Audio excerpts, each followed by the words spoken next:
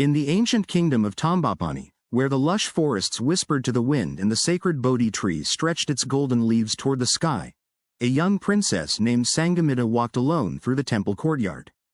She was adorned in fine silk, her long raven hair cascading down her back, bound by golden pins. Yet her heart was heavy, for she knew that soon, she must make a choice that would alter the course of her destiny. Her father, the great Emperor Ashoka, had sent word from distant Pataliputra. He wished for her to take a sacred mission, to journey to the island kingdom of Lanka and deliver a branch of the sacred Bodhi tree, under which the Buddha had attained enlightenment. It was a mission of great honor, but Sangamitta knew it required a sacrifice. To walk the path of the holy order, she would have to renounce her royal status, her worldly pleasures, and, most painfully, the crowning glory of her hair. That night, beneath the moonlit sky, Sangamitta stood before the great sage Mahinda, her brother, who had already taken the vows of renunciation. "Are you certain of this path, my sister?" he asked gently.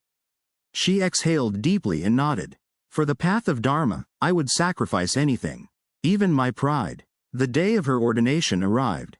The temple steps were lined with monks and nuns, their saffron robes fluttering in the breeze. The king's court had gathered, nobles and commoners alike whispering among themselves as Sangamitta stepped forward, her face serene yet determined. A golden ceremonial razor was placed in the hands of the chief nun. Sangamitta kneeled before her, bowing her head low.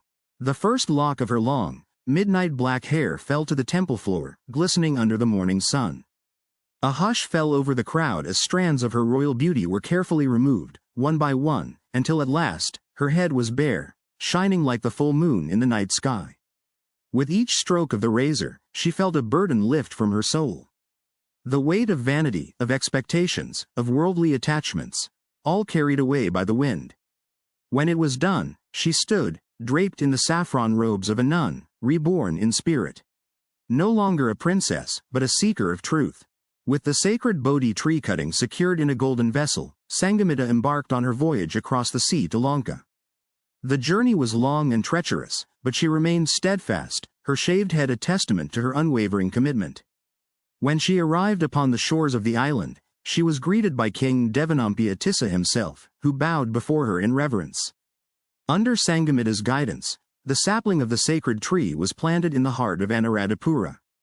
It flourished, its roots sinking deep into the island's soil, just as the teachings of the Blessed One took root in the hearts of the people.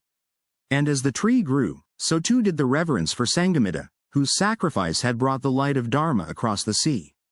She lived out her days as a revered nun, her bald head gleaming like a beacon of wisdom, a reminder to all that true beauty lay not in worldly adornments, but in the purity of one's heart and the depth of one's devotion. And thus, the name Sangamitta was forever etched in history, not as a princess, but as a guardian of the Dharma, whose shorn head symbolized the ultimate surrender to enlightenment.